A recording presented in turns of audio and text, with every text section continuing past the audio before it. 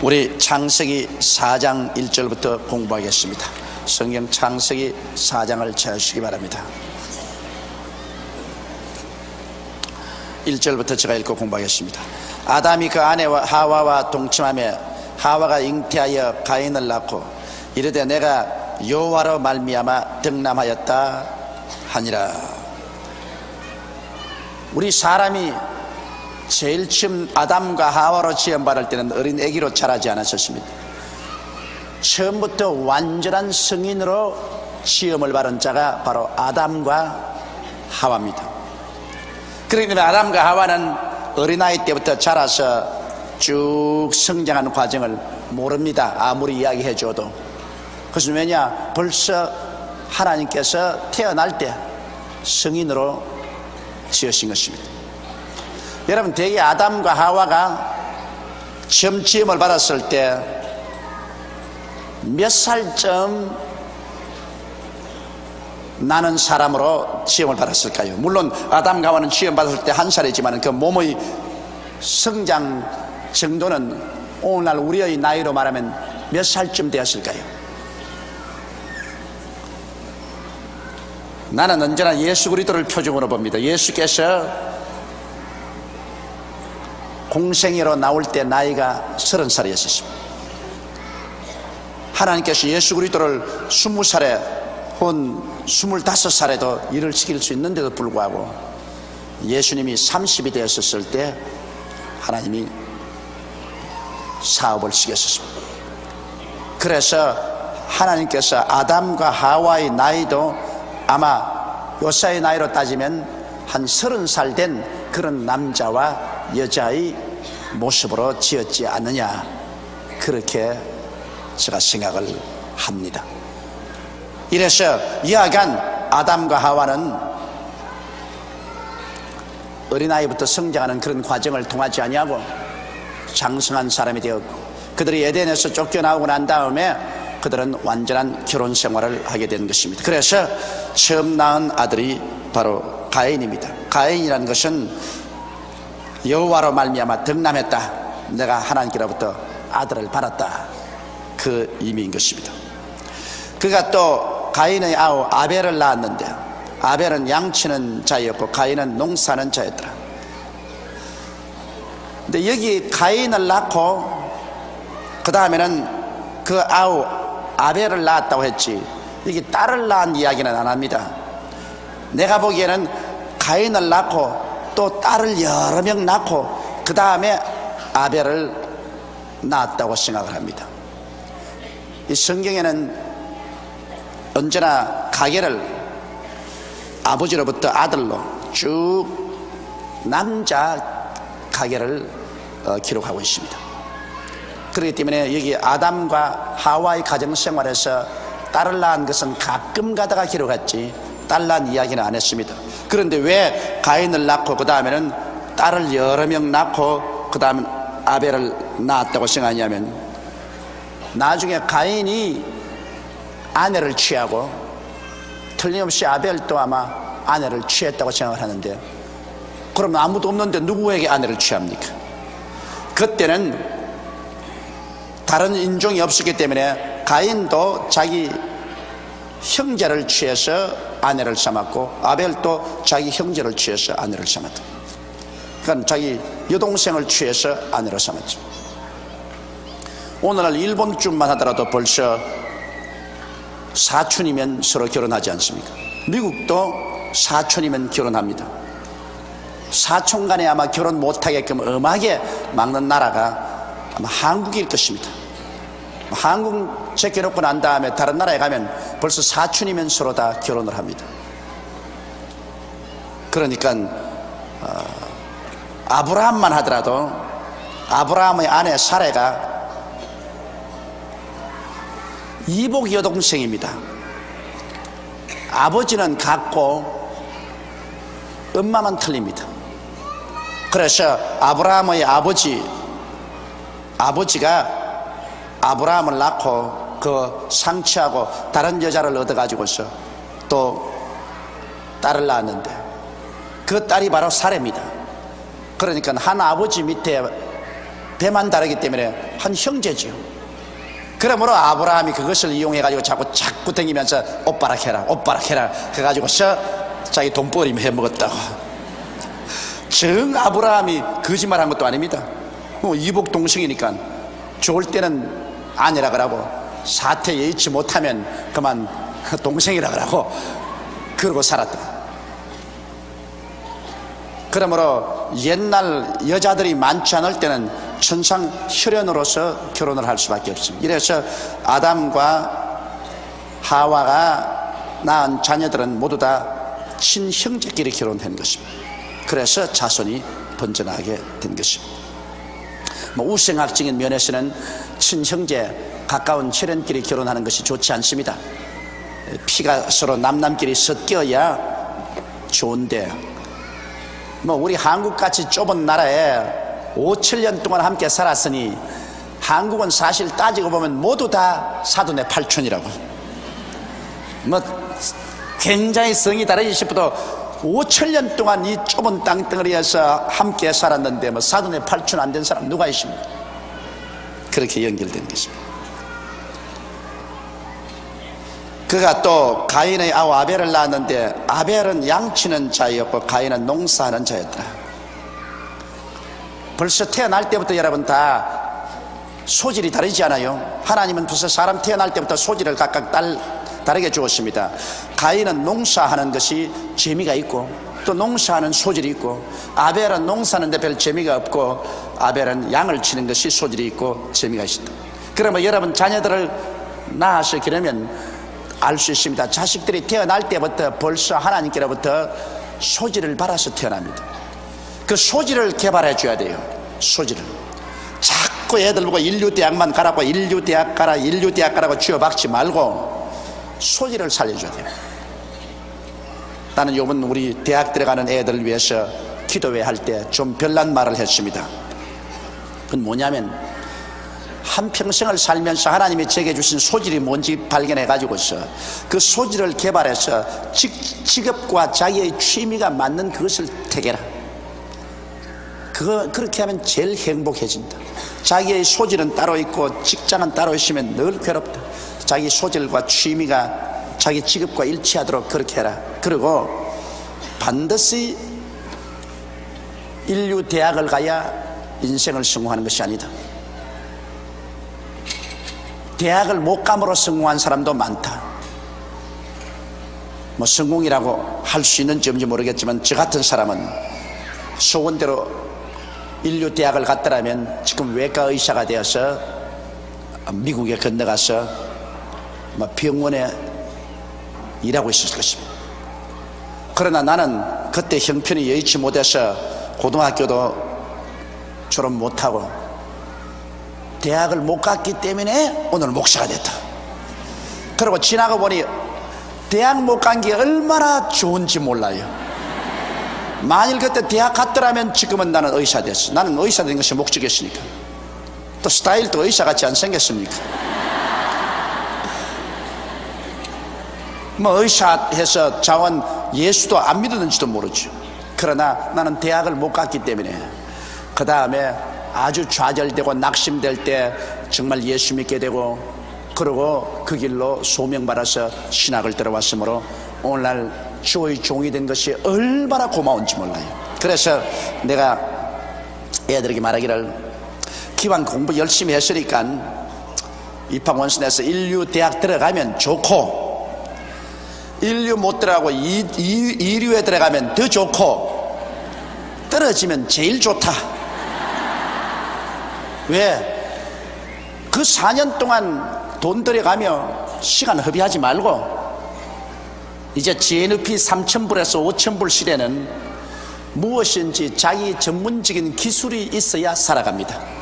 옛날 우리 시대에는 졸업장 가지고 살았지만은, 아무 대학 나왔다 한 졸업장 가지고 살았지만은, 이제 GNP 3,000불에서 5,000불 시대는 기술을 가져야 삽니다. 자기 전문적인 기술. 그러므로 내가 하는 말은 변호사가 되기를 원하든지, 그렇지 않으면 교수가 되려는지, 기술자가 되려든지, 의사가 되려든지, 이런 전문 직종이 되려면 대학을 가거라. 그러나 그저 장사해서 먹고 사는 평범한 자기 전문적인 분야를 개척해서 살 사람 같으면 구태여 오늘날 소위 말하는 이류 대학 갈 필요 없다. 그 전문학교에 가서 전문적인 지식 얻어가지고서 자기 분야에 열심히 하면 그로서 대성을 할 수가 있는 것입니다. 그건 내가 지어먹어 사는 소리 아닙니다. 그런데 자기 전문적인 소질도 없고 취미도 없는데 대학 졸업장 따려고 대학교 가놓으면 그거는 4년 동안 부모의 고열을 빨고 쓸데없이 돈 소모하고 쓸데없이 시간만 낭비하고 그 다음 대학 나와서 뭐합니까? 아무것도 없습니다. 차라리 그 시간에 자기의 소질을 개발하면 되는데 실제로 오늘날 대학에서 공부하는 과정 여러분 2년만 공부하면 다 마치는 과정입니다. 그걸 고무줄로 당겨서 4년을 만들어 놓은 겁니다. 그 내 말이 아닙니다. 미국에서 전문가들이 연구한 결과에 오늘날 현재 학제에서 4년 동안 공부하는 것 과학자나 의사 이런 것 내놓고 일반적인 학과는 2년이면 다 끝장낼 것을 그것을 4년 동안 잡아 당겨 놓았다는 겁니다. 그러므로 자기 전문적인 소질을 알고 전문적인 취미를 하면 그 전문적인 그 소질을 개발할 수 있는 곳에 한 2년 동안 바짝 공부해서 싹 나가면 오히려 낫다고요. 그렇기 때문에 인류대학 들어가면 좋고 이류에 들어가면 더 좋고 떨어지면 제일 좋다. 그러면 그때는 정말 자기 갈 길을 찾아서 갈 수가 있기 때문인 것입니다. 이거는 순수한 농담도 아닙니다. 여기에 상당한 진담이 들어있습니다. 벌써 태어날 때부터 가인은 농사 짓는 데 소질이 있고 취미가 있었고 아벨은 목축하는 데 소질이 있고 취미가 있습니다. 그러므로 사람은 자기 소질과 취미를 개발해 줘야 되는 것입니다.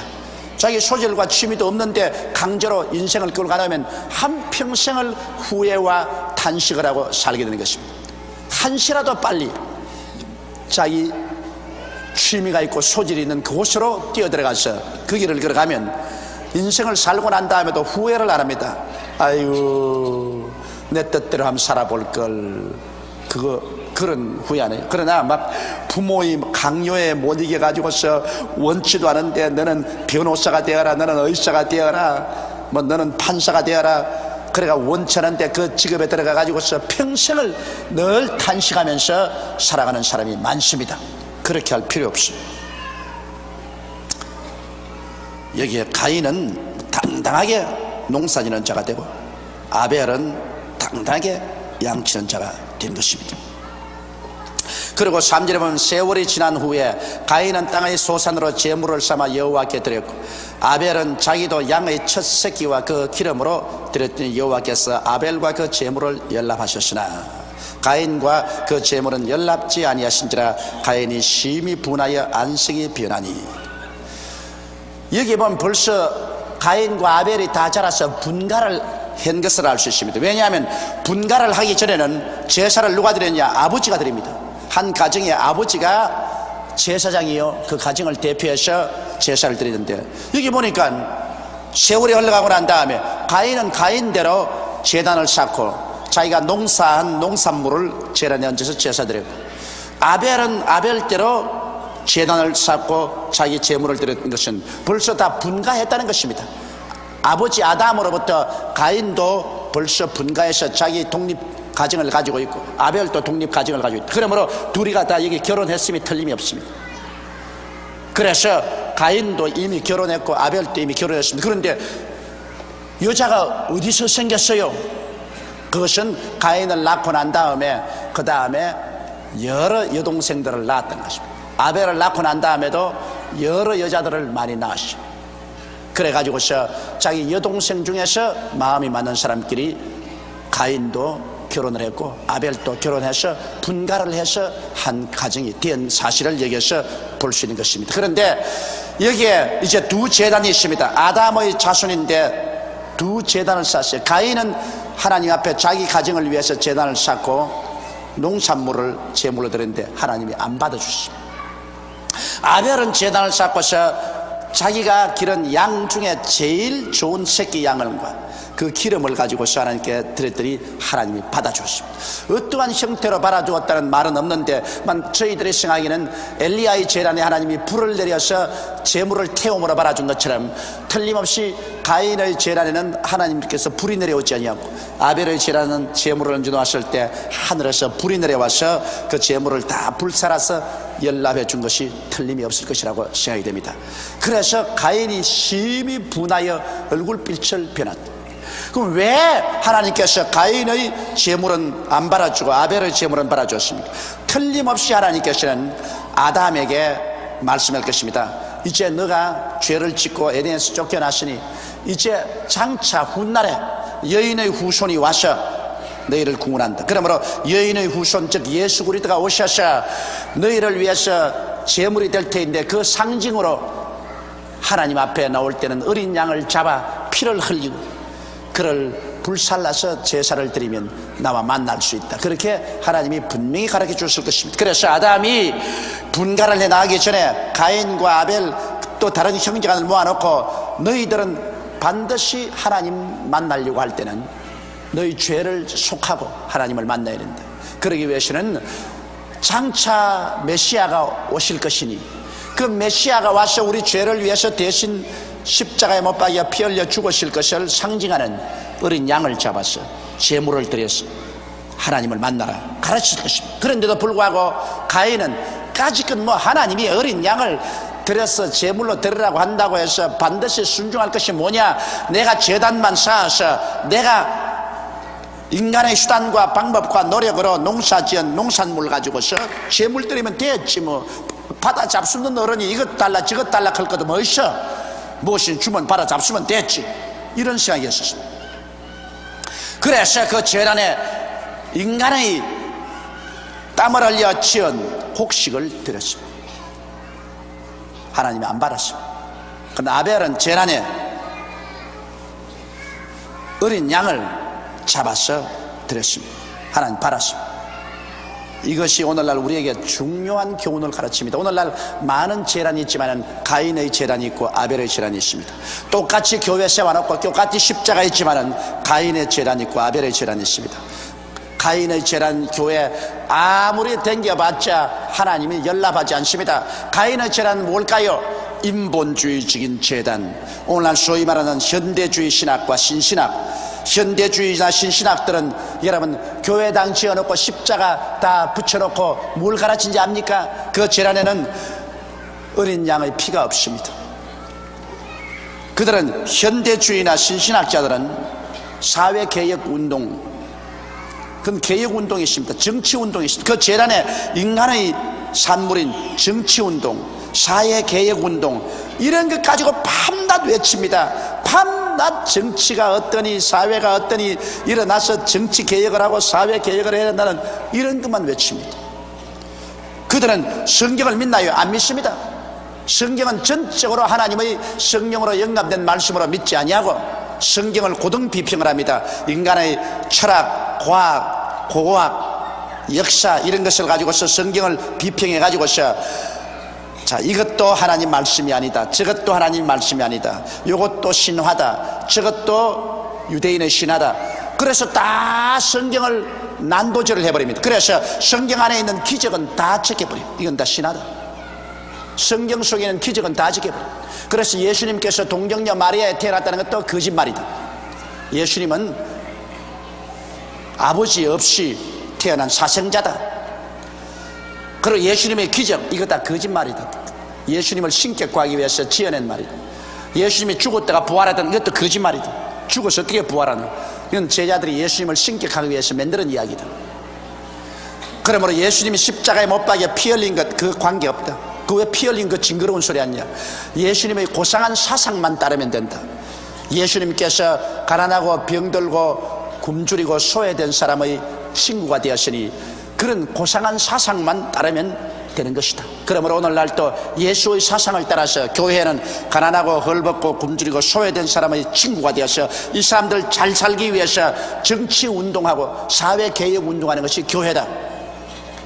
가인의 제단입니다. 가인의 제단은 천당도 없고 지옥도 없습니다. 천당, 이 땅에서 잘 사는 것이 천당이지 올라가 봤나? 그러고 지옥 언제 누가 내려가 봤나? 죽으면 그뿐이지. 여러분, 교회당 그대로 있고 십자가 달아놓고 성경을 읽어서 목사 가운 입고 설교하면서도 실제 내용에는 예수 그리스도와 그 보혈에 대한 것은 없습니다. 이거 정말 조심하지 아니하면 교회 왔다 갔다 하다가 그냥 깎굴로 지옥으로 떨어집니다.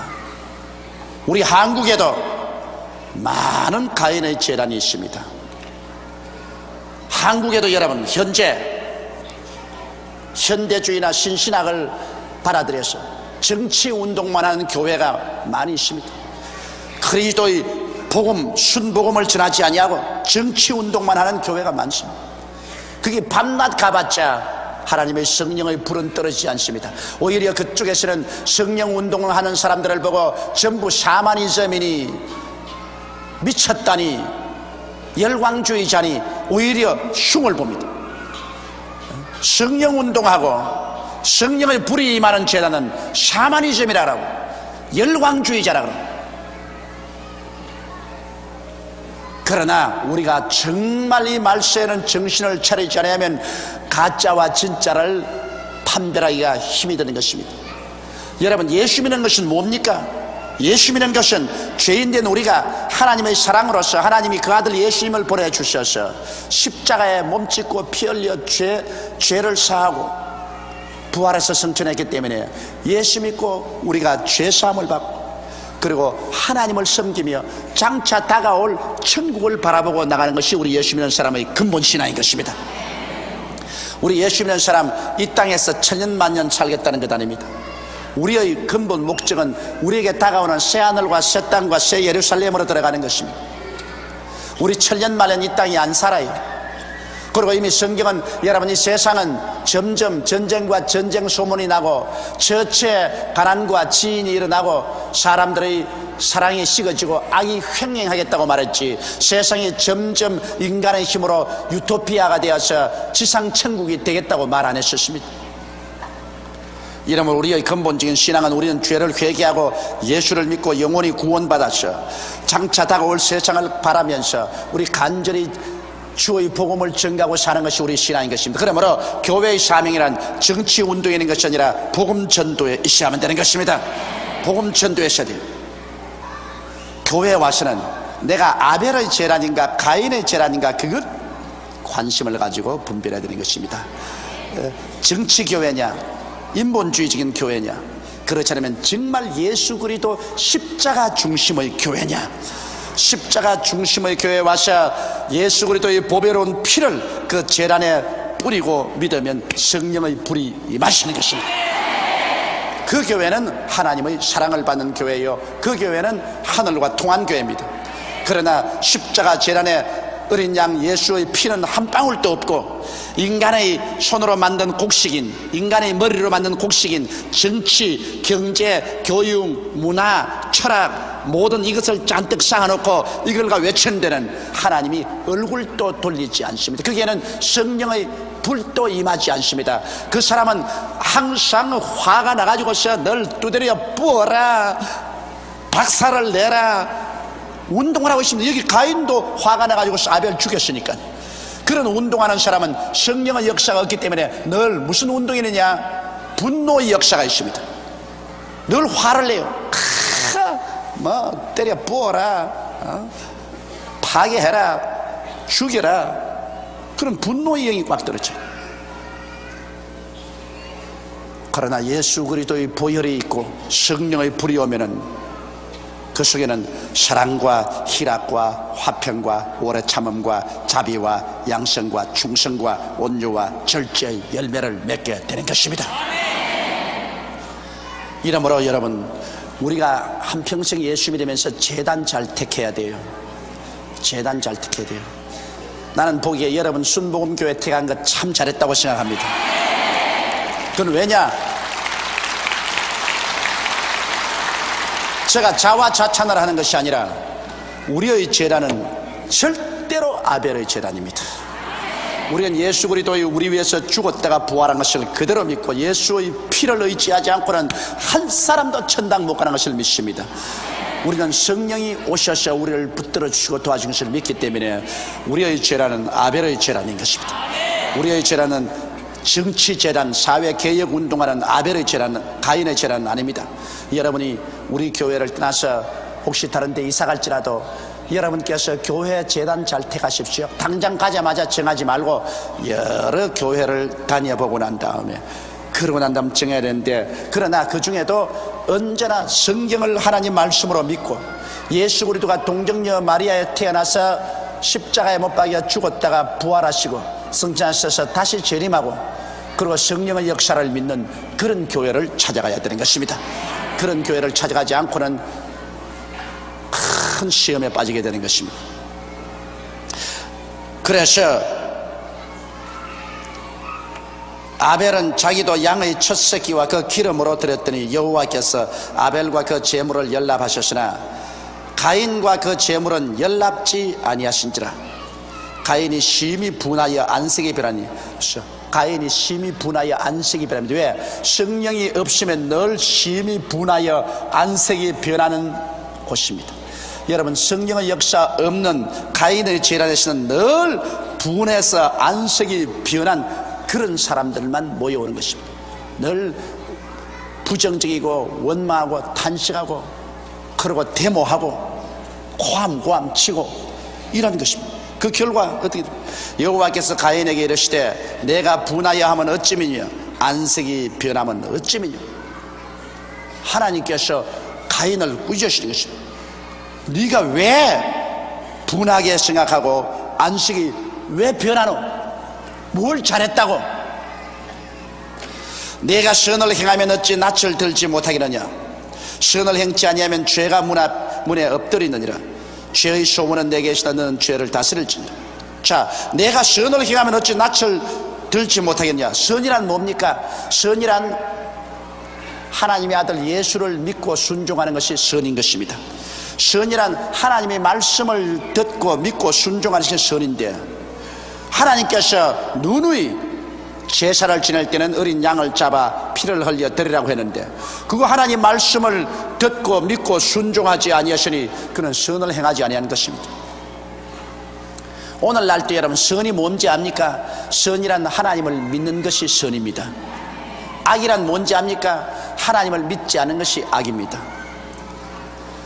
하나님 나라에서 선악의 척도는 세상이 말하는 윤리 도덕과는 틀립니다. 여러분, 하늘나라에서는 선은 바로 선과 의는 하나님과 그 아들 예수 그리스도를 믿는 것이 선과 의입니다. 그리고 하늘나라에서 죄와 불의는 하나님과 그 아들 예수 그리스도를 믿지 않고 배반하는 것이 바로 죄와 불의인 것입니다. 그러므로 세상 사람들이 생각하는 선과 의는 틀립니다. 아, 그 사람 법이 없어도 살 사람인데 왜 천당 못 가? 천만에요. 세상 사람에게는 법이 없어도 살 수 있는 의인같이 보이지만은 하늘나라의 불의는 안 믿는 것이 가장 큰 불의인 것입니다. 하나님을 안 믿는 죄가 제일 큰 죄입니다. 성경에 뭐라 하십니까? 죄에 대하여라면 저가 나를 믿지 아니하며 심판에 대하여라면 이 세상 임금이 이미 심판을 받았느니라고 말하는 것입니다. 이러므로 여기 가인이 분해서 안식이 변할 때 하나님이 왜 너 선을 행하지 않느냐? 선이란 바로 제단에 어린 양을 잡아들인 것이다. 예수 그리스도를 믿는 것이다. 십자가 예수, 그게 선이다. 내가 선을 행하면 낯을 들지 왜 하나님 앞에 당당히 낯들고 나갈 수 있지? 예수의 보혈을 믿는 사람 용서받고 얼마나 기쁘게 하나님 앞에 나갈 수 있습니까? 선을 행치 아니하면 죄가 문에 엎드리다니, 이건 당연하죠. 예수를 믿지 아니하면 죄가 그 앞에 엎드려요. 죄는 바로 마귀입니다. 마귀는 처음부터 범죄함이니까 죄와 마귀는 한 가지요. 선, 즉 선은 예수 그리스도인데 예수를 떠나는 사람은 바로 마귀하고 합치는 것이죠. 예수와 만나면 선을 만났으니까 그 행동이 선하게 될 것이고, 예수를 떠나면 그는 발로 마귀를 만나게 되니까 죄를 짓게 되는 것입니다. 그러므로 선을 행치 아니하면 죄가 문에 엎드린다. 예수를 떠나면 벌써 자기가 들어가고 나오는 문에 벌써 마귀가 엎드리고 있어요. 죄가 엎드려 있어요. 그러므로 예수를 믿지 않은 모든 세상은 악한 자에게 속해요. 예수 믿지 않은 모든 사람들은 벌써 마귀의 영에 잡혀 있습니다. 이 세상에 불순종의 영에 잡혀 있는 것입니다. 미안하지만 별 도리 없어요. 아무리 한 집에 같이 살아도 예수 믿는 사람은 하나님의 성령이 와서 거하시고, 예수 믿지 않은 사람은 죄의 영인 마귀가 와서 있습니다. 그렇다고 해서 마귀 클 필요는 없습니다. 그거는 그러지 말고 속으로만 알라고요. 겉으로 막 아이고 너 아버지는 마귀다, 너 엄마는 마귀다, 아이고 저 마귀 오네, 이러면 큰일 나요. 전에 어떤 가정에서 말한 것처럼 부인이 자꾸 애들 보고 너 아버지는 마귀다 게 아니라 남편이 회사에 들어오면 애들이 마귀 왔다 마귀 왔어. 그 남편이 나에게 장문의 항의 편지를 썼습니다. 세상에 당신이 교육을 이렇게 시켰느냐, 어떻게 자식들이 내만 집에 들어오면 마귀 왔다 그러고, 내가 회사에 나가면 마귀 간다 그러고, 내가 어떻게 마귀냐. 그것은 우리가 실제적인 진리를 볼 때는 예수를 안 믿는 사람은 마귀에게 속였으니까, 그러니까 실제적인 면에서 볼 때는 마귀에 속였지만, 그런 아버지는 아버지고 어머니는 어머니지, 그걸 자꾸 마귀 왔다 마귀 간다 해서 하면 그건 큰 문제가 되는 것입니다. 기도해서 마귀의 손에서 벗어나서 구원을 받도록 우리가 해야 될 것입니다. 왜냐하면 선을 행하지 아니하면 죄가 문에 엎드려 있습니다. 마귀가 문에 엎드려 있어서 붙잡고서 하나님을 반역하는 삶을 살게 된 것입니다. 죄의 소원은 내게 있으나 너는 죄를 다스릴지니라. 죄는 끊임없이 우리를 붙잡으려고 소원하고 있습니다.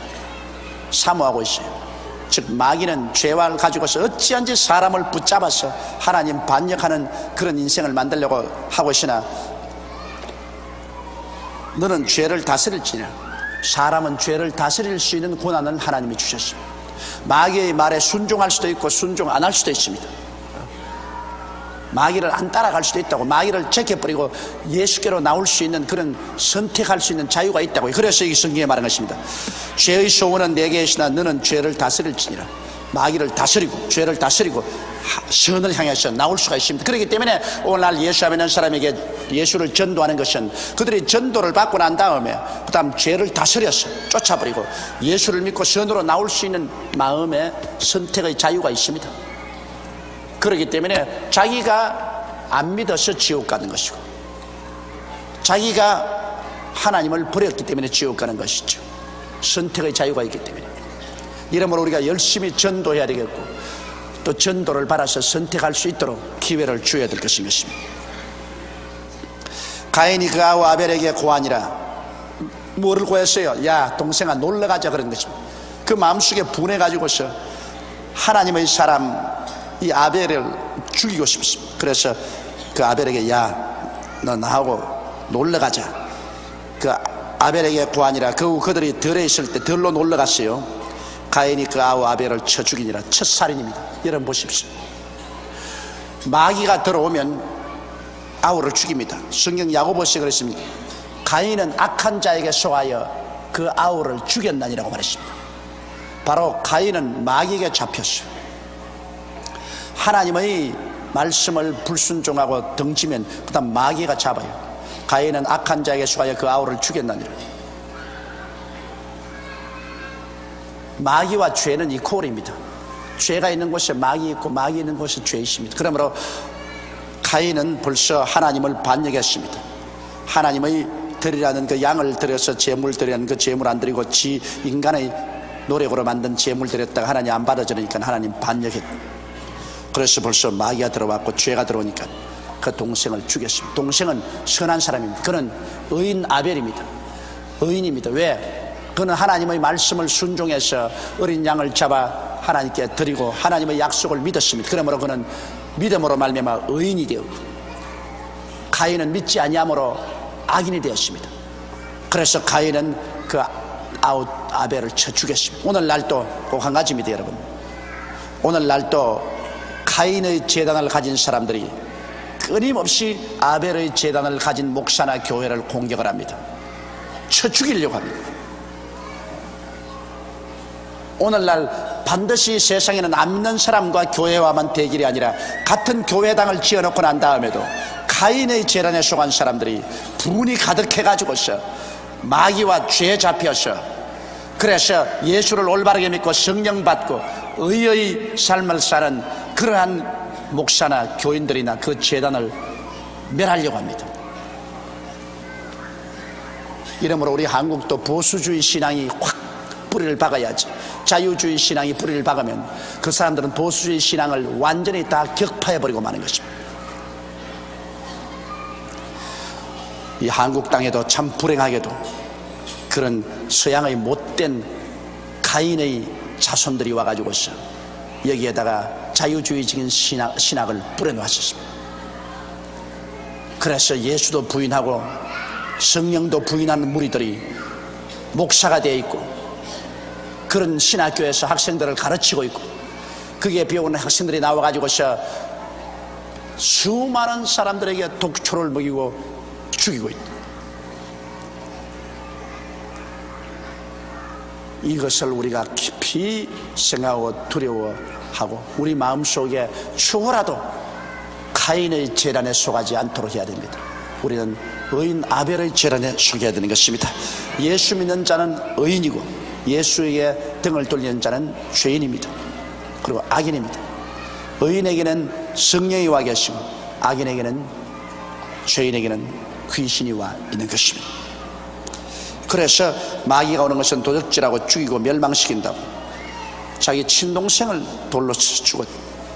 그래서 인류 역사상 첫 살인이 됐습니다. 보십시오. 죄가 사람을 죽이는 것입니다. 오늘날 세상에 이렇게 많은 살인이 있고 전쟁과 수많은 살상이 있는 것은 그리스도를 버렸기 때문에 그렇습니다. 예수를 버렸기 때문에 그 결과로 이와 같은 비극이 세상에 다가오는 것입니다. 여호와께서 가인에게 이르시되 내 아우 아벨이 어디 있느냐? 그가 가로되 내가 알지 못하나이다. 내가 내 아우를 지키는 자니까. 자, 하나님께서 가인아 네 아우 아벨이 어디 있느냐? 그러니까 내가 아우를 어디 있는지 어떻게 알아요? 내가 뭐 아우 지키는 보장 아닙니까? 여러분, 우리 진실로 예수 믿는 사람은 서로 지켜주는 사람인 것입니다. 서로 앞에서 끌어주고 뒤에서 밀어주며 서로 악에 떨어지지 않게 지켜줘야 되는 것입니다. 그래서 우리 교회가 구역회가 있고 또 조회가 있는 이유가 있습니다. 구역장은 왜 있습니까? 구역은 왜 있습니까? 여러분, 우리 구역이라는 것은 서로 지켜주기 위해서 있는 것이 구역인 것입니다. 교회 이렇게 모이지만은 우리 사는 동리로 들어가 버리면은 그 다음에는 우리는 일상생활에 있는데 거기에 많은 시험이 기다리고 있습니다. 원수마귀가 기다리고 있어서 가정생활에 여러가지 시험이 들고 환난이 다가오고 고통이 다가오는데 교회는 멀다 말입니다. 그러나 거기에 신앙이 선배가 되는 구역장이 딱 있어서 구역원들에게 문제가 생기면 신방꽃장 해주고 기도해주고 그리고 곧장 주의 종들에게 연락해서 돌보도록 해요. 우리는 아우를 지키는 자입니다. 형도 지키고 아우도 지키고 우리는 서로 지켜서 천당에 같이 가야만 되는 것입니다. 우리는 서로 안 지켜주면 안 돼요. 내 혼자 독불 장군은 없어요. 서로 앞에서 끌어주고 뒤에서 밀어주면서 서로 지켜줘야 돼요. 나는 아무도 지켜줄 필요 없다. 나는 내 혼자 독야청청이다. 내 혼자 나갈 수 있다. 그건 벌써 교만입니다. 독야청청은 없어요. 우리 사람들은 다 약하기 때문에 서로 충고하고 서로 격려하고 서로 꾸짖어주고 서로 칭찬해주고 이래서 함께 손과 손을 마주잡고 나갈 때 힘이 있는 것입니다. 그런데 여기에 가인이 말했습니다.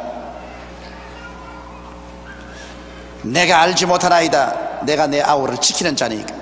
10절에 가라사대 내가 무엇을 하였느냐? 내 아우의 핏소리가 땅에서부터 내게 호소하느니라. 여러분, 피가 고함을 칩니다. 히브리서에 보면 의인 아벨의 피보다 더 낮게 말하는 뿌린 피라고 말했습니다. 여러분, 피는 말을 하는데 성경 히브리서에는 예수 그리스도의 십자가의 피는 의인 아벨의 피보다 더 낮게 말하는 예수님의 뿌린 피라고 말했습니다. 피는 외칩니다. 아벨의 피가 외쳤습니다. 하나님을 향해서 하나님이여 나의 원한을 갚아주소서. 아벨의 피의 소리를 듣고 이 세상에 여러분 살인하면 자기 무사히 지날 수 있을 줄 알아도 그 땅에 떨어진 피가 하늘에 부러지십니다. 그래서 때문에 그 살인한 사람 그 자신과 그 자손이 영영 저주를 받게 되는 것입니다.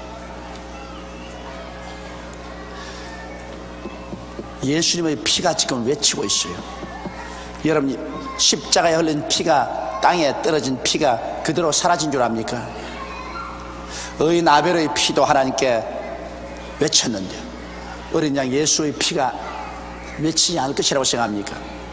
예수의 피는 외칩니다. 성경에 의인 아벨의 피보다 더 낫게 말한다고 했습니다. 그럼 뭘 말할까요? 예수님의 피는, 예수님의 피는 죄인의 죄를 위해서 피를 흘렸으니 용서를 받게 하여 주옵소서, 용서받게 하여 주옵소서 외칩니다. 그러므로 예수 믿고 나오면 그 피의 외침을 통해서 용서받는 것입니다. 그 피가 뭐라고 외칩니까?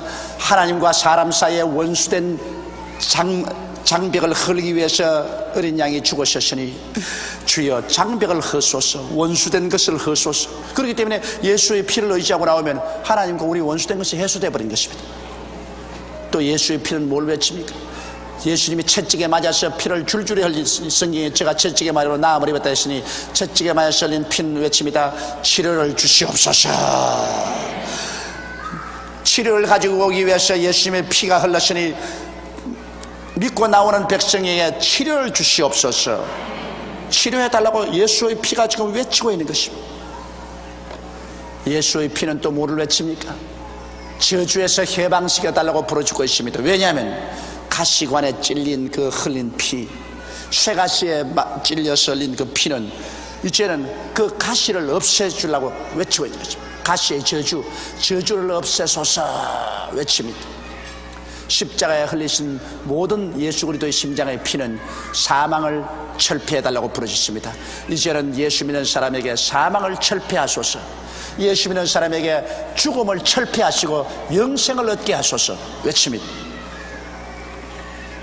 예수의 피는 여러분과 나를 위해서 주야로 보좌를 향해서 외치고 있기 때문에 예수님의 피를 의지하고 나가면 죄 용서함 받는 큰 힘이 임하고 성령이 임하여서 화목된 큰 능력이 임하고 치료의 힘이 임하고 축복의 힘이 임하고 영생의 힘이 임하는 것입니다.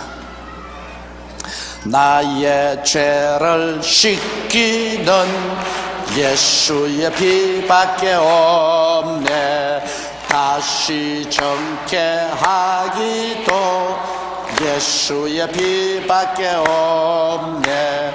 예수의 흘린 피 나리게 하오니 귀함도 귀하다. 예수의 피밖에 없네. 보십시오. 이 피를 제해버리고 이 피를 무시하고 하나님 앞에 나갈 수 있습니까? 미국의 모 교단은, 한국에도 그 교단이 있지만은 피에 대한 찬송하여서 다 뽑아버렸습니다. 어린아이들이 그거 보면 징그럽, 심리적으로 교육적으로 좋지 않은 피란 말을 다 뽑아버렸습니다. 그 사탄 마귀 아닙니까? 예수의 피가 우리를 위해서 하나님께 부르짖고 있는데 피를 제껴버리면 그럼 우리가 뭘 의지하고 구원받나 말인 것입니까? 예수의 피를 의지하면 우리는 늘 승리합니다. 어제 저녁에 내가 기도를 하는데, 내가 방에 혼자서 기도를 하는데 기도하니까 관이 보이고 관에서 죽어있는 여자가 소복을 하고 자꾸 일어나 나오고 또 죽은 사람들이 많이 이렇게 걸어 나오고 그리고 무덤에 공동묘지가 보이고, 그래서 내 기도를 자꾸 회방하는 것입니다. 그래 내가 뭐라고 하는지 압니까? 마귀야, 웃기지 마라, 웃기지 마라. 산 사람도 겁이 안 나는데 죽은 사람이 뭐가 겁이 나? 마귀도 내가 두려워하지 않는데 그래 죽은 시체들 일어나는 걸 보면 내가 겁이 나가지고서 내 방에서 뛰어나와서 애들 인도로 갈 줄 아느냐? 웃기지 마라, 웃기지 마. 아유 치사스럽다. 겁이 나면 산 사람이 겁이 나지 죽은 사람이 왜 겁이 나요? 여러분, 죽은 사람은 해 못 쳐요. 산 사람이 겁이 나지. 그래서 내가 가라, 잔소리 말고 치사스럽게 날 회방하지 마, 가라. 그러니까 뭐 싹 떠나버리고 말아요. 그 마귀가 기도할 때 그런 회방을 하는 것입니다. 우리가 예수의 피를 의지하면 마귀도 겁을 안 내는데 뭘 죽은 사람 겁을 내요? 마귀도 겁을 안 내는데 뭐가 겁이 나요? 예수 믿고 그 보혈을 의지하면 하나님이 우리 안에, 우리가 하나님 안에 있는데 두려울 것이 없는 것입니다. 가라사대 내가 무엇을 하였느냐, 내 아우의 피소리가 땅에서부터 내게 호소하느니라. 그러므로 여러분 어려울 때 예수의 피를 의지하십시오. 예수의 피가 크게 소리를 내어 여러분 위해서 기도해 주는 것입니다. 예수의 피를 주장하면 예수님의 피가 여러분을 위해서 소리쳐서 하나님 보좌를 향해서 기도해 주시는 것입니다. 우리는 예수의 피가 우리를 위해서 기도해 주시고 하나님의 성령이 우리 속에서 기도를 해 주십니다. 그러니 얼마나 좋아요. 예수의 피가 외쳐주시고 성령이 우리 속에서 외쳐주시니 하나님이 그 기도를 들어주시는 것입니다. 11절에 땅이 그 입을 벌려 내 손에서부터 내 아우의 피를 받았은즉 내가 땅에서 저주를 받을. 살인하면 저주받습니다. 그 아우의 피가 땅에 흐르니 땅이 입을 열려서 그 피를 받았으니 이제 너는 땅에서 저주받을. 살인하는 것보다 더 큰 저주가 없는데 이 세상에 전쟁이 일어나서 이렇게 살인하죠. 나는 공산당이 결코 저주받아서 가장 무서운 지옥불에 떨어지고 공산국가가 절대로 성하지 못할 거랍니다. 더구나 이북의 김정일이, 김일성이 절대로 그들 나라가 흥하지 못합니다. 그 주의가 흥하지 못합니다. 왜냐? 사람 죽이는 것을 벌레 죽이는 것보다 더 쉽게 합니다. 우리의 기억에도 너무나 생생한 6.25 사변, 저거가 일으켜놓고 난 다음에 이제는 남한에서 쳐들어왔다고 자고 했죠. 지금 여러분 대다수의 사람들은 6.25 사변 모르지만 우리같이 이제 50대가 넘은 사람은 6.25 사변 실제 몸으로 체험했으니까 너무나 잘 알지. 6.25 사변을 통해서 얼마나 많은 우리 동족을 피를 흘렸습니다. 땅이 그 입을 열어서 피를 발았어. 그러고도 여러분 랑군 암살 사건 일으키지 않나. 더구나 치가 떨리는 것은 요번 칼 추락 사건 같은 것은 뭐 거의 확정적으로 이북에서 조총 연계를 통해 가지고서 폭탄 장치해 가지고서 칼 떨어뜨려. 이 피도 눈물도 없는 공산당, 그렇게 많은 피를 땅에 흘렸으니 땅이 입을 열어 그 피를 받고 그 피를 흘린 사람을 저주해버린 것입니다. 그러므로 이북이 여러분 잘 산다고 하는 그런 요사이 허위선전을 하는 대학생들이 있는데 참 눈이 청명간이야. 공산주의 잘 사는 거 봤어요? 그러면 그 사람들 말 그러면 못 사는 거 봤냐? 나 못 사는 거 우리 봤지. 왜? 소련을 위시해서 중공이나 전 공산국가들이 그 국경에 철조망을 치고 지뢰밭을 만들고 대포를 놓고 기관총자를 놓고 그리고 자기 백성들 도망 못 치게 지키고 있습니다. 공산주의 나라가 그렇게 천당같이 아름답다면 문 다 열어놓고 다 와서 보라, 다 와서 보라. 너희들 이 나라에 살고 싶거들랑 가고 싶으면 가라. 그럴 거 아닙니까? 그렇죠. 이북과 이남도 그렇지 않습니까? 우리는 자꾸 문 열어놓자 그럽니다. 이남에서 우리 문 열어놓자. 우리 적십자 회담도 하고 우리 가족들 간에 편지 왕래도 하고 아예 문 탁 터놓자. 누가 문을 안 터놓습니까? 공산당이 안 터놓습니다. 왜? 터놓으면 다 내려와 버릴 거니까요. 아주 간단합니다. 여러분 이북이 잘 산다 못 산다 그런 뭘 평론할겠어요. 우리 문 터놓고 왔다 갔다 하지. 그런데 못 사는 사람이 왔다 갔다 안 하려고 그러지. 그 정부에서 왔다 갔다 한 날이면 자기 나라가 무너질 테니까 딱 막아놓고 왔다 갔다 왕래 못하게 해요. 아 우리 적십자를 통해서 왔다 갔다 하자. 편지 왕래도 하자. 가족 신방도 좀 하자. 성묘도 좀 하자. 어디 들어주나요? 자기들의 치부가 드러나니까. 그런 공산국가를 잘 산다 그래요. 세계 공산국가 치고 잘 산 나라 하나도 없습니다. 세계 공산국가 치고 자기 백성을 지키기 위해서 기관총자와 지뢰밭을 만들어 놓지 않은 나라 하나도 없습니다. 베를린 같은 높은 장벽탑을 해놓고 난 다음 건너오면 총 쏴 죽이고. 왜 그러냐? 공산당들이 하도 사람을 많이 죽였어요. 소련만 하더라도 여러분, 스탈린이 공산국가를 만들기 위해서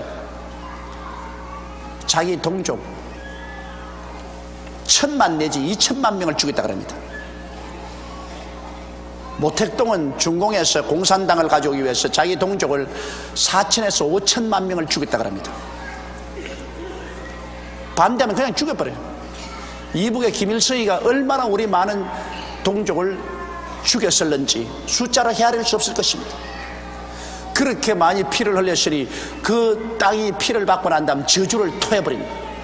그 공산국가들은 너무나 많은 동족을 죽였기 때문에 땅이 저주를 토해버려요. 그래서 공산당이 못 사는 것입니다. 여러분, 소련이 실제 소련에 갔다 온 사람들 다 내가 이야기를 들어보면, 소련에 쭉 여행해보고 한국에 온 미국 사람들 이야기 들으면 한국이 소련보다 훨씬 잘 산답니다. 말도 말하고 한국이 소련보다 훨씬 잘 산다. 소련이 강대국이라는 것은 군사력으로 강대국이지, 그 백성들의 고열을 빨아서 병기를 만들어서 사람 잡는 군사력으로 강대국까지 일반 생활은 처참한, 한국보다 못 산다. 공산국가는 땅에 전부 저주를 해버렸습니다. 너무 많은 사람을 죽였기 때문에, 너무 많은 동족을 죽이고 너무 많은 외국 사람을 죽였기 때문에 페이 하면서 저주를 토해버렸어요. 그 이북이 절대로 잘 못 살아요. 이북주가 아무리 해도 못 살아요. 이북은 공산주의를 버리고 회개하고 예수 믿고 나오면 하나님 용서받기 전에는 땅이 저주를 해버리는데 어떻게 잘 살아요? 그래도 중공 같은 나라는 지금 회개를 하고, 이제 중공에는 교회도 세워놓고 지하 교회도 쓰고 많이, 그래서 용서를 받으니까 요사이 서서히 중공은 좀 잘 살아가고 있어요. 회개하고 예수 그리스도를 믿기 전에는 공산국가가 살아갈 도리가 없습니다. 땅이 저주해버리는데, 오직 그 저주를 제할 수 있는 유일한 길은 예수 믿는 도리밖에 없는 것입니다. 예수께서 우리를 대신해서 저주를 짊어졌기 때문에 예수님만이 저주를 중화시킬 수 있지, 예수님 이외에는 그 저주를 중화시킬 수가 없는 것입니다. 그러므로 여러분, 예수 그리스도를 믿지 않고 교회를 회파해버린 이북, 그리고 선량한 사람의 수많은 생명을 빼앗아 피를 흘린 이북은 그 땅의 저주를 바라는 것입니다. 땅이 그 입을 벌려 내 손에서부터 내 아우의 피를 받았은즉 내가 땅에서 저주를 받으리니 내가 밭갈아도 땅이 다시는 그 효력을 내게 주지 아니할 것이요 너는 땅에서 피하여 유리하는 자가 되리라. 보십시오, 거지가 되겠다, 그 말인 것입니다. 이제 농사 지어봤자 땅이 효력을 발생 안 해. 풍년이 안 들어와요. 그래서 유리하는 자, 즉 거지가 된다. 그 공산당은 뭡니까? 똑같이 거지가 되는 주의가 공산당인 것입니다. 똑같이 공산당은 거지가 된 것입니다. 가인이 여호와께 고하되 내 죄벌이 너무 중하여 견딜 수 없나이다. 자기 동생 죽인 것은 모르고 이제 자기 하나님께 바른 벌은 너무 중하다고 항의합니다. 이게 적반하장이 아닙니까? 도둑놈이 오히려 몽둥이 들고 주인 때리는 격입니다. 동생 죽인 것, 남의 생명 빼앗은 것은 중하게 느끼지 않고 자기 벌이 너무 무겁다고 하나님께 불평했습니다. 주께서 오늘 이 지면에서 나를 쫓아내시온즉 내가 주의 낯을 배웁지 못하리니 내가 땅에서 피하여 유리하는 자가 될지라. 물론 나를 만난 자가 나를 죽이겠나이다. 이제 자기 생명은 겁을 내거든. 이제 주님이 쫓아내시니 나는 이제 농사 지어도 안 되고 이제 거지처럼 유리할 수밖에 없는데 돌아다니다가 맞아 죽겠다. 누구에게 맞아 죽겠습니까? 사람들 말하기를 그때 사람도 없는데 누구에게 맞아 죽냐? 여러분, 벌써 가인이 아벨 죽였을 때는 상당히 지상에 사람이 많이 살았습니다. 벌써 아담과 하와가 여러분 해마다 연년생을 낳았으니 그 형제가 아니라도 짝가라니 얼마나 여러분 사람이 빨리 번식한지 압니까? 우리 할아버지가 첫 부인이 세상을 뜨시고 60에 장가들어서 우리 큰아버지, 아버지, 어머니를 낳으셨습니다. 60에. 그것 보면 우리 같은 사람 아직 청년이에요, 청년. 아버님이, 할아버님이 60에 장가들으셔서 우리 아버님 삼형제를 낳고 그 삼형제가 각각 몇 명을 낳냐면 9명을 낳았습니다. 그 9명들이 또 장가 들어가지고서 나가 지금 우리 사촌까지 나왔는데 그 밑에 낳은 자녀들이 지금 다 얼마냐? 50명이 넘습니다. 그러면 불과 그 시기가 얼마입니까? 우리 할아버님께서 60에 결혼하셔가지고서 낳은 자녀인데, 그 우리 큰아버지, 아버님, 작은아버님 다 살아계시고, 그 살아계신데 벌써 우리 형제들이 50명이 넘었는데, 지금 제가 만나도 누군지 모릅니다. 지금 조카들 다 키가 뭐 나보다 더 크고 말이지, 뭐 대학 졸업 맞고 뭐 전부 다 했는데, 만나면 이름이 누구더라 알 수가 없어요. 그러면 요 짧은 기간 한 30년, 한 3, 40년 내에도 이런 변화가 있는데, 여러분, 아담과 하와는 거의 900살 살았었습니다. 그러니 얼마나 부지런히 낳았겠어. 그때는 산하 제한도 없겠다. 그냥 해마다 낳. 그래서 이미 가인이 아벨을 죽이고 땅에 나그네 됐을 때는 자기 형제에다가 조카에다가 또 밑에 손주발에다가 꽉 사람들이 들어졌어요. 적어도 제가 생각해 볼 때 그 당시에 한 200~300명은 그래서 지상의 사람들이 살았을 것입니다. 그런데다가 소문이 쫙 났죠. 가인이 아벨을 쳐 죽였다고. 그러니까 다른 사람들이 가인에 대한 감정이 좋을 수가 없습니다. 이러므로 가인이 바로 그 말을 하는 것입니다. 주께서 오늘 이 지면에서 나를 쫓아내시온즉 내가 주의 낯을 배웁지 못하리니 내가 땅에서 피하여 유리하는 자가 될지라 물은 나를 만나는 자가 나를 죽이겠나이다. 참, 이런 이기주의 보십시오. 자기는 동생 죽여놓고 자기는 죽을까 싶어 겁을 냅니다. 남의 생명을 생명같이 느끼지 아니하면서 자기 생명은 귀중하게 여깁니다. 정말 남의 생명을 귀중히 여기는 사람만이 자기 생명도 귀중히 여김을 받을 수가 있죠. 남의 생명을 헌신약같이 빼앗으면서 자기 생명은 귀중히 여기는 공산당 같은 놈이 되지 말아야 돼요. 공산당 같은 놈. 참, 제가 어릴 때 해방되고 난 다음 한참 한국 사회가 6.25 사회 나기 전에 어지러울 때 공산당들이 다니면서 민주 인사들 암살하는 거 너무 많이 보았습니다. 밤마다 떨어요. 그저 조금만 애국에 애죽한 사람이면 공산당이 내려와서 밤에 와서 쏴 죽여요. 나는 그 우리 동리에서 한 애국자가 있는데 그 사람 공부도 많이 안 한 무식한 사람입니다. 그러나 몸이 좋아요. 몸이 건강한데 저녁에 빨갱이가 확 다쳤습니다. 그러니까 이거는 부인이 딱 마루에 가서 막았었어요. 막아서 너 남편 내놓으라기는. 그 부인이 얼마나 무식하니까 총을 들고 장총을 들고 왔는데 총을 옆으로 비게겠는데 총을 배에다 대려고 잡았어. 그 부인이 막 결사적으로 그 빨갱이가 총 들고 왔는 그 장총을 막 손에 잡고 막 딱 잡고서 안 놔주는 거야. 안 놔주니까 이 총 뺏기겠단 말이에요. 그러니까 잡아당기면 그러면 배에 맞아 탕 죽어버려. 그 남편이 그 총소리 듣고 이제 뒷문으로 도망을 치려고 나오는데 뒷문이 탁 열리면서 일본도 칼을 들고서 딱 달라들고. 근데 이분이 아주 몸이 건장하고 좋은 분입니다. 그런데 시골에는 화루가 있어요. 화루. 그 밤에 불 피우면 화루 있지 않습니까? 그 화루를 들었습니다. 들어 때리려고 보니까 그 바로 그 문간 앞에 자기 어린 애기가 자고 있어요. 갓난 애기가. 그러니 화루를 때리면은 그 애기가 맞을 것 아닙니까? 그게 부모의 사랑이라고 보십시오. 공산당은 인정사정 없지만은 그 부모는 그 칼을 들고 들어오는데 당장 그 화루라 때리면 되겠는데 그걸 못했습니다. 그걸 화루를 내놓으니까 일본도를 치는데 그걸 손으로 받아가지고 왔어. 이 팔도 다 날아가고 이 손가락 다 잘리고 그러면서 그 놈을 밀어 제껴서 넘어뜨리고 도망을 친. 내가 그분 보았는데 그 공산당 와가지고서 아내 죽고 자기 손 다 잘리고 그러고도 겨우 목숨을 살았는데 비일비재하게 이런 일이 있었어요. 그러므로 공산당은 이 사람의 생명을 그렇게 벌레같이 죽입니다. 여러분, 다른 어떤 일이 있어도 공산당만은 우리 땅에서 발을 붙이지 못하게 됩니다. 그런데 이 공산당 하겠다는 애들이 지금 학원에서 땅불처럼 생겨나고 있습니다. 이게 이제 큰 문제입니다. 젊은 애들 물불을 가리지 않고 쫓기만 알고, 그래가지고서 이북 김일성 사상을 공부하고 공산당 하겠다.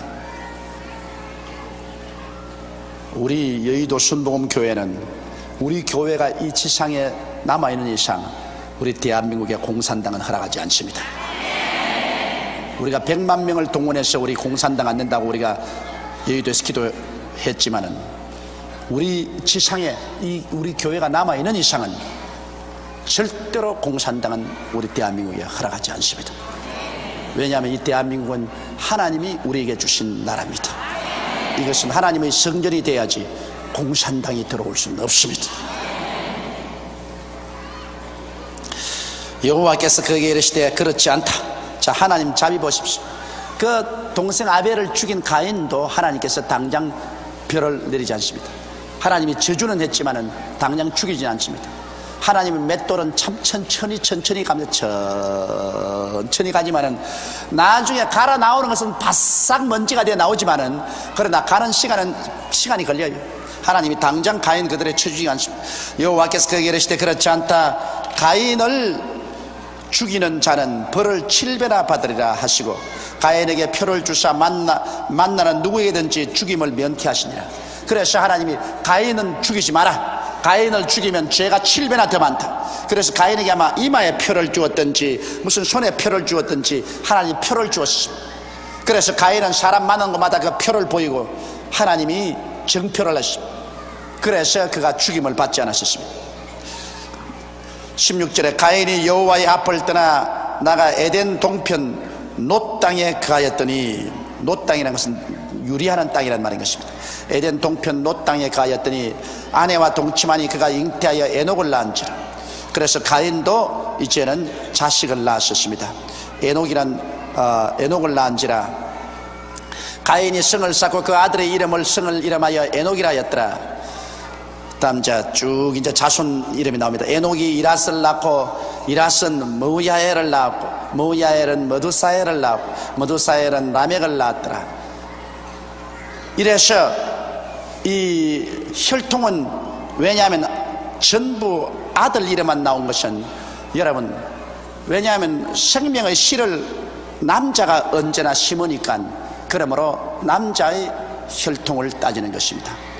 여자는 이 생명의 씨를 발아서 길러서 내놓은 역할이고, 그리고 남자는 생명의 씨를 뿌리는 씨앗입니다. 그렇기 때문에 언제나 이 인류의 혈통을 말할 때는 남자의 혈통을 따라서 쭉 이야기하는 것입니다. 이러므로 예수님이 태어날 때도 아버지 없이 태어나 있는 것은 남자를 통해서 태어나면 예수님은 바로 아담의 자손이기 때문에 그는 벌써 저주받은 씨앗을 받았기 때문에 구주는 될 수 없습니다.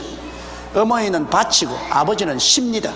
그러므로 밭이야 괜찮지만은 씨를 잘못 받으면 그건 안 되는 것입니다. 여러분, 곡식을 심어야 될 곳에 가라지를 심어 놓으면 아무리 밭이 좋아도 가라지가 나는 것입니다. 곡식을 심어야죠. 이러므로 혈통은 아버지를 통해서 오는 것입니다. 이러므로 혈통을 따지기 때문에 쭉 아버지 이름을 말한 것입니다. 19절에서 라멕이 두 아내를 취하였으니 하나의 이름은 아다요 하나의 이름은 실라며. 그래서 처음으로 가인의 자손에서 이제 이 이중혼이 생겼습니다.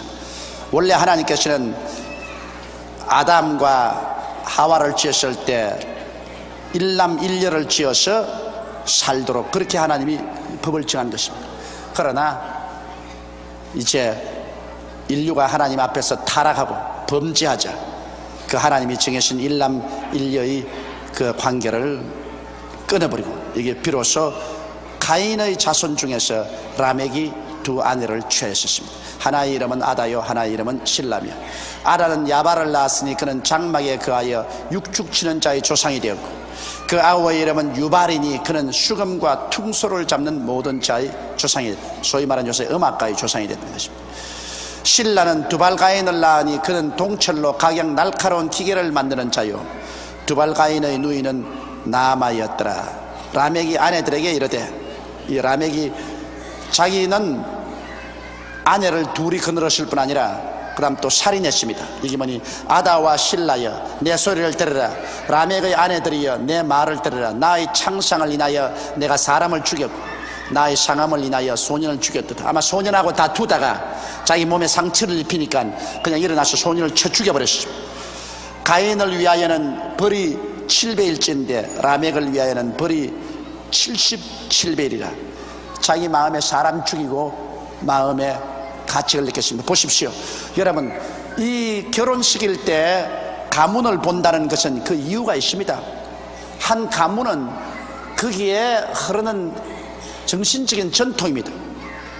가인이 살인을 했으니까 그 자손 때 나왔어도 쉽게 살인을 합니다. 그럼 가인의 집안은 살인의 집안입니다. 여러분, 요사이 젊은이들 약간 뭐 부모가 알 거 뭐냐, 사랑은 우리가 하는 것인데 우리 사랑하고 연애해서 우리가 결혼하지. 그렇지가 않습니다. 여러분, 한 가문에서 전통이 있어요. 한 가문에서 처벌 얻는 집안은 그 쭉 내려오면서 자꾸 처벌 얻어요. 또 한 집안에서 고혈압, 중풍병이 걸리는 이런 집안은 그 고혈압이 전통적으로 쭉 내려오는 것을 많이 보아요. 암 같은 것은 요사이 그 체질이 완전히 유전이라 그러지 않습니까? 한 가족에 암이 있는 사람은 그 자손들에게 언제나 암이 걸릴 수 있는 가능성이 있습니다. 이러기 때문에 이 결혼 같은 거 할 때 가문을 벼는 것, 도덕적으로 그 가문을 보고 또 체질로서 그 가문을 보고, 그래서 잘 선택해서 결혼한다는 것은 좋은 가정을 이루고 자녀들을 기르는데 대단히 중요합니다. 저는 그것을 못했지만은 여러분은 자녀를 기르면 부모들이 잘 가문을 보고서 결혼을 시키는 게 좋습니다. 그러나 요새 애들 말을 들어 먹어줘야 말을 하지 뭐.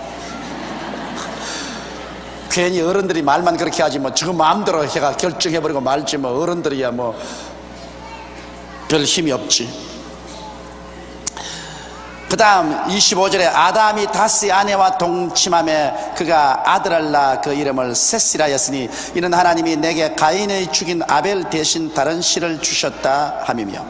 그 아담이 물론 그 이후로 많은 자손을 낳았겠지만 그러나 그 자손 가운데 꼭 아벨같이 하나님을 간절히 찾고 하나님의 뜻을 추구하는 아들 하나가 나왔습니다.